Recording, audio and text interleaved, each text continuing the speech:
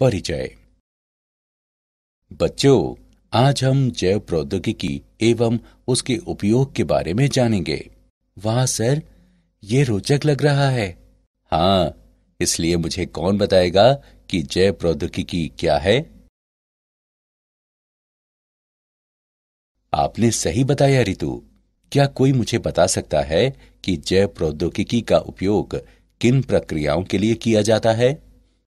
Sir, ऐसी अनेक प्रक्रियाएं हैं जिनके लिए जैव प्रौद्योगिकी का उपयोग किया जाता है, जैसे कि रोगों की पहचान करने के लिए जीन स्थानांतरण आदि। बहुत अच्छे प्रतीक। आओ अब विस्तार से अध्ययन करें।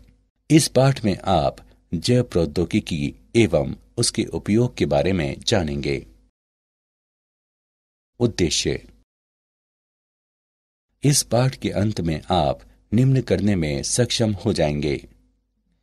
कृषि में जैव प्रौद्योगिकी के उपयोगों की व्याख्या करना, चिकित्सा में जैव प्रौद्योगिकी के उपयोगों की व्याख्या करना, जीन चिकित्सा की व्याख्या करना, आणविक निदान का वर्णन करना, परजीवी जंतुओं और उनके उपयोगों की व्याख्या करना और नैतिक मुद्दों की चर्चा करना।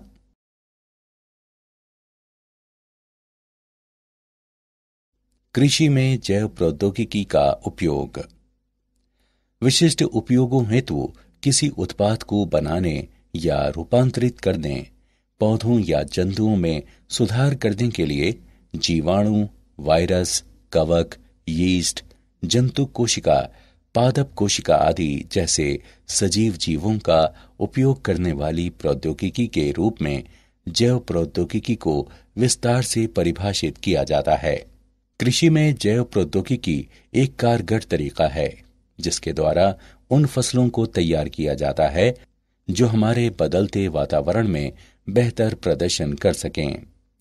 इनमें से कुछ पीड़क प्रतिरोधी, शाकनाशी प्रतिरोधी, सूखा प्रतिरोधी, लवण सहनशील, ऊष्मा प्रतिरोधी फसलों का विकास शामिल है।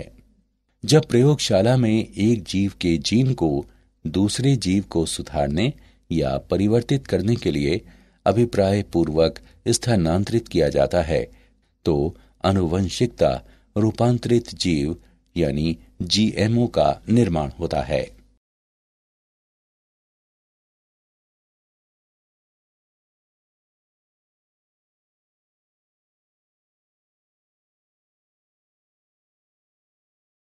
आनुवंशिकता रूपांतरित जीवों का उपयोग। आनुवंशिकता रूपांतरित पौधे कई तरह से उपयोगी हो सकते हैं। कीट पीड़क प्रतिरोधी पौधों के कारण कम पीड़कनाशी का उपयोग करने की आवश्यकता होती है। आर्थिक रूप से अधिक अनुकूल क्योंकि पीड़कनाशी वायु, मृदा और जल में नहीं जाते हैं। फसल की अधिक पैदावार। आनुवंशिकता रूपांतरित फसलों को उन विटामिनों से भरपूर बनाया जा सकता है जिनकी कुछ प्रधान किस्मों में कमी हो सकती है।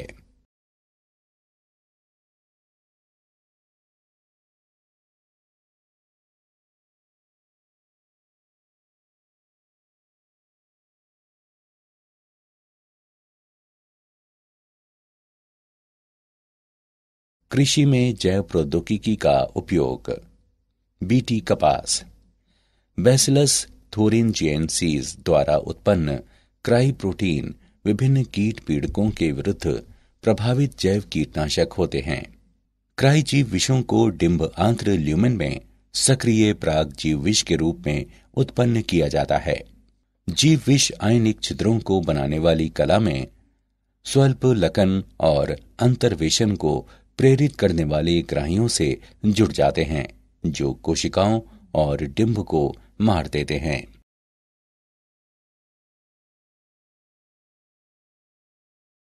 पीड़क प्रतिरोधी पौधा। पीड़क प्रतिरोधी पौधे। कीटों का हमला एक गंभीर कृषि समस्या है जिससे उपज काफी कम हो जाती है और उत्पादन गुणवत्ता घट जाती है। कीटों के कारण खेतों में और साइलों में भंडारण के दौरान नुकसान हो सकता है। प्रत्येक वर्ष कीट दुनिया भर की खाद्य फसलों का लगभग 25% भाग नष्ट कर देते हैं। आरएनए अंतक्षेप द्वारा विशिष्ट जीन को निष्क्रिय करना इस समस्या का वांछनीय प्राकृतिक समाधान है। द्विसूत्री आरएनए मध्यवर्ती अंतर्क्षेप आरएनएआई जीवों में जीन अभिव्यक्ति को निष्क्रिय करने की सरल और तीव्र विधि है। किसी जीन का निष्क्रिय होना आरएनए का छोटे छोटे आरएनए में निम्नीकरण का परिणाम है, जो समजात दूत आरएनए को लक्षित करने के लिए रिबोन्यूक्लिएज को सक्रिय करते हैं। औषधियों में जैव प्रौद्योगिकी का उपयोग। आनुवंशिकता निर्मित इंसुलिन। इंसुलिन एक हार्मोन है जो अग्नाशय द्वारा उत्पन्न होता है और जो ग्लूकोज के स्तर को नियंत्रित करता है। इंसुलिन 2 पॉलीपेप्टाइड श्रृंखलाओं का बना होता है, श्रृंखला ए और श्रृंखला बी, जो आपस में डाइसल्फाइड सेतुओं द्वारा जुड़ी होती है। बीटा कोशिकाओं में इंसुलिन प्राक हार्मोन कन्वर्टेज तथा एक्सोप्रोटीएज कार्बोक्सी पेप्टाइडेज ई कहलाने वाले प्रोटीन अपघटक एंजाइम की क्रिया द्वारा प्राक इंसुलिन पूर्ववर्ती अणु से संश्लेषित होता है। प्राक इंसुलिन के ये रूपांतरण अणु के केंद्रीय भाग अर्थात सी पेप्टाइड को प्राक इंसुलिन के सी और एन अंतस्थ सिरों से हटा देते हैं। शेष पॉलीपेप्टाइड पी और ए श्रृंखलाएं आपस में डाइसल्फाइड बंधों द्वारा जुड़ी होती हैं। परिपक्व इंसुलिन में सी पेप्टाइड उपस्थित नहीं होता है। जीन चिकित्सा। आनुवंशिक दोषों को सही करने के क्रम में अनुपस्थित या दोषपूर्ण जीन की जगह कोशिकाओं में सामान्य जीनों को प्रवेश कराना जीन चिकित्सा कहलाती है। एक कोशिका के जीनोम में नया जीन प्राप्त करने के लिए इसे संवाहक कहलाने वाले एक अणु में किया जाना चाहिए।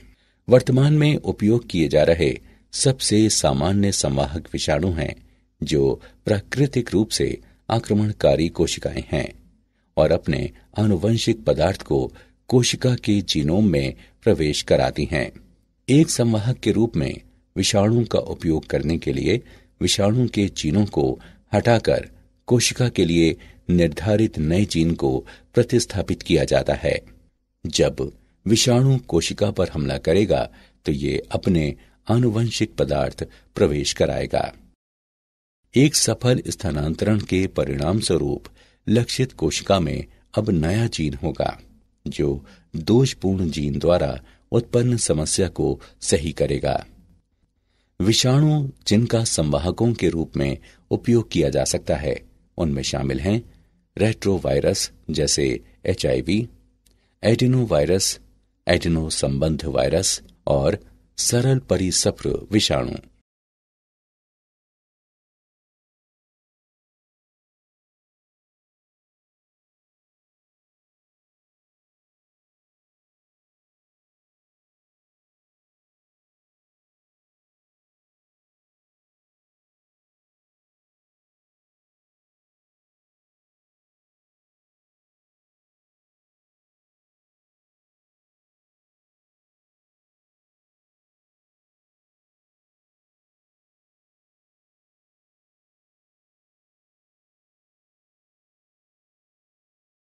आणविक निदान।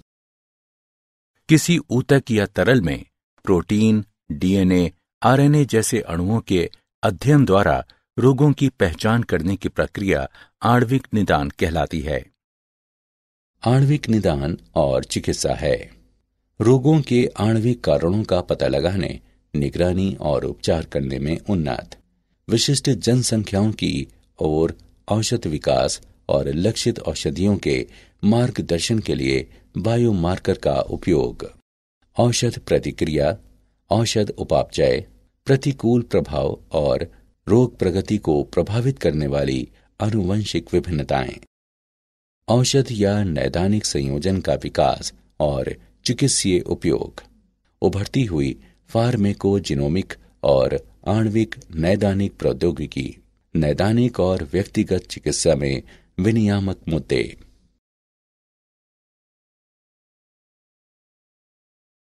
परजीवी जंतु, ट्रांसजेनिक एनिमल्स, जंतु जिनकी आनुवंशिक विशेषताओं को एक रूपांतरित जीन द्वारा या आनुवंशिक प्रौद्योगिकी की तकनीक का उपयोग करके दूसरे जीव से प्राप्त जीन के अंतर्वेशन द्वारा बदल दिया गया है, परजीवी जंतु कहलाते हैं। परजीवी जंतुओं के उत्पादन के सामान्य कारण हैं। कुछ परजीवी जंतुओं का विशिष्ट आर्थिक लक्षणों के लिए उत्पादन किया जाता है। उदाहरण के लिए, परजीवी पशुओं को विशिष्ट मानव प्रोटीन युक्त दूध उत्पन्न करने के लिए बनाया गया था, जो मानव वातस्फीति के उपचार में सहायता करती है। उदाहरण के लिए, हार्वर्ड वैज्ञानिकों को ऑनको माउस या हार्वर्ड माउस कहलाने वाले आनुवंशिकता निर्मित चूहा बनाने में प्रमुख वैज्ञानिक सफलता मिली, जिसमें विभिन्न मानव कैंसरों के विकास को बढ़ावा देने वाला जीन है।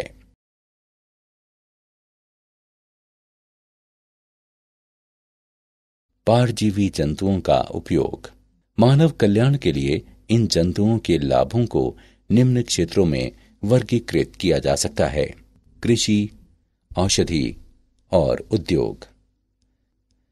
कृषि उपयोग। प्रजनन। पारंपरिक प्रजनन अधिक समय लेने वाला मुश्किल कार्य है। जैव प्रौद्योगिकी के उपयोग से कम समय में और अधिक परिशुद्धता के साथ जंतुओं में विशेषताओं को विकसित करना संभव हो गया है। इसके अलावा उपज बढ़ाने के लिए किसानों को एक आसान तरीका भी प्रदान करता है। गुणवत्ता। परजीवी गायें अधिक दूध उत्पन्न करती हैं या कम लैक्टोज या कोलेस्ट्रॉल वाला दूध उत्पन्न करती हैं। सूअर और पशु जिनमें अधिक मांस होता है, भेड़ जो अधिक ऊन देती हैं। रोग प्रतिरोध। वैज्ञानिक रोग प्रतिरोधी जंतुओं को उत्पन्न करने के लिए प्रयासरत हैं, जैसा कि इन्फ्लुएंजा प्रतिरोधी सूअर, लेकिन जीन की बहुत ही सीमित संख्या वर्तमान में पालतू जानवरों में रोगों के प्रतिरोध के लिए जिम्मेदार है।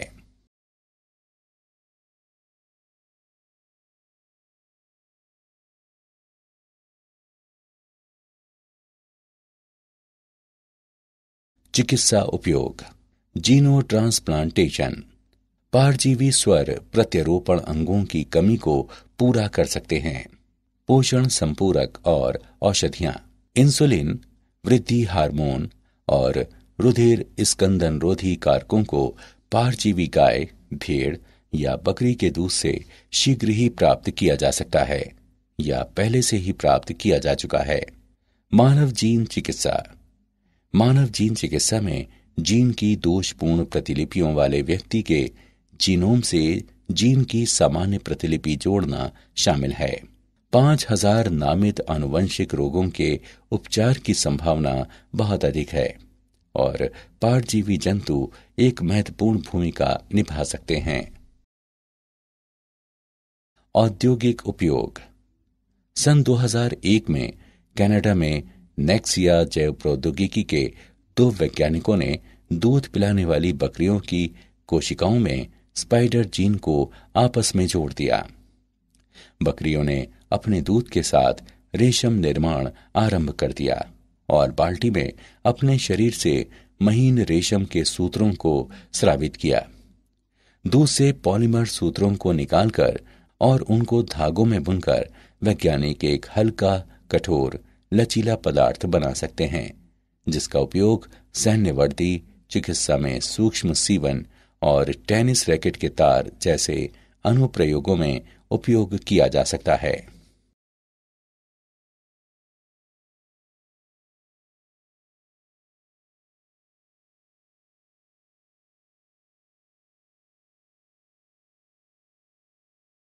नैतिक मुद्दे। जीवों के आनुवंशिक रूपांतरण के तब अप्रत्याशित और अवांछनीय प्रभाव हो सकते हैं जब ऐसे जीवों को पारिस्थितिकी तंत्र में सन्निविष्ट कराया जाता है। जन सेवाओं के लिए ऐसे जीवों के रूपांतरण और उपयोग से अनुमत एकस्व की समस्याएं भी उत्पन्न हुई हैं। इसलिए भारत सरकार ने संगठन स्थापित किए हैं जो आनुवंशिक रूपांतरण की वैधानिकता और जनसेवा के लिए आनुवंशिकता रूपांतरित जीवों के सन्निवेश की सुरक्षा के बारे में निर्णय लेने के लिए अधिकृत हैं। ऐसा ही एक संगठन आनुवंशिक अभियांत्रिकी संतुति समिति यानी GEAC है। सन 2001 और 2002 में भारत में 93 मिलियन टन चावल का उत्पादन हुआ और 2011 और 2012 तक सरकार का लक्ष्य 129 मिलियन टन चावल उत्पादन का है। बायोपायरेसी।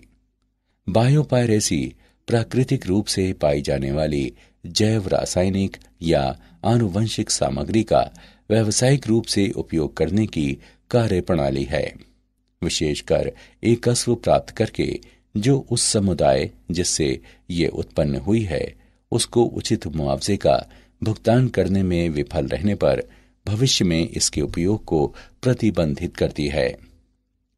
भारत में उगने वाला बासमती चावल अपने विशिष्ट स्वाद और सुगंध के लिए मशहूर है, लेकिन एक अमेरिकी कंपनी ने अमेरिकन एकस्व व ट्रेडमार्क कार्यालय द्वारा एकस्व अधिकार प्राप्त कर लिया था।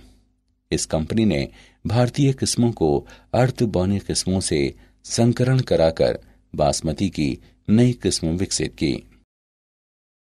क्या आप जानते हैं, अमेरिकी शोधकर्ताओं ने एक प्रणाली विकसित की है जिसमें नीले प्रकाश को सक्रिय करके किसी भी वांछित जीन को प्राप्त किया जा सकता है तथा टर्न ऑन या टर्न ऑफ कर सकते हैं, जो जैव प्रौद्योगिकी और चिकित्सा में अनुसंधान के लिए हो सकते हैं। यह पहली बार है जब डीएनए के विशिष्ट खंडों को टर्न ऑन या टर्न ऑफ किया गया है। उन्होंने अमेरिकन केमिकल सोसाइटी के जर्नल में प्रकाशित अपने शोध पत्रों में प्रकाश की तीव्रता का उपयोग करके जीन अभिव्यक्ति के स्तर को अनुकूल बनाने के बारे में जानकारी भी दी है। सारांश। आइए हमने जो कुछ सीखा है उसे संक्षेप में दोहराएं। विशिष्ट उपयोगों हेतु किसी उत्पाद को बनाने या रूपांतरित करने, पौधों या जंतुओं में सुधार करने के लिए जीवाणु, वायरस, कवक, यीस्ट, जंतु कोशिका, पादप कोशिका आदि जैसे सजीव जीवों का उपयोग करने वाली प्रौद्योगिकी के रूप में जैव प्रौद्योगिकी को विस्तार से परिभाषित किया जाता है। RNA अंतर्क्षेप द्वारा विशिष्ट जीन को निष्क्रिय करना कीट हमले की समस्या का वांछनीय प्राकृतिक समाधान है। आनुवंशिक दोषों को सही करने के क्रम में अनुपस्थित या दोषपूर्ण जीन की जगह कोशिकाओं में सामान्य जीनों को प्रवेश कराना जीन चिकित्सा कहलाती है। किसी ऊतक या तरल में प्रोटीन, DNA, RNA जैसे अणुओं के अध्ययन द्वारा रोगों की पहचान करने की प्रक्रिया आणविक निदान कहलाती है।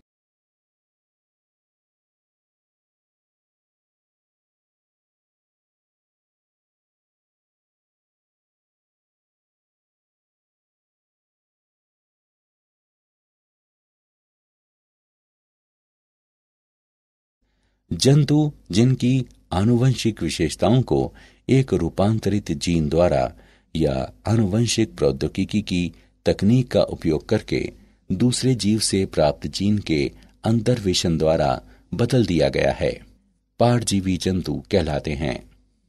भारत सरकार ने संगठन स्थापित किए हैं जो आनुवंशिक रूपांतरण की वैधानिकता और जन सेवा के लिए आनुवंशिकता रूपांतरित जीवों के सन्निवेश की सुरक्षा के बारे में निर्णय लेने के लिए अधिकृत हैं।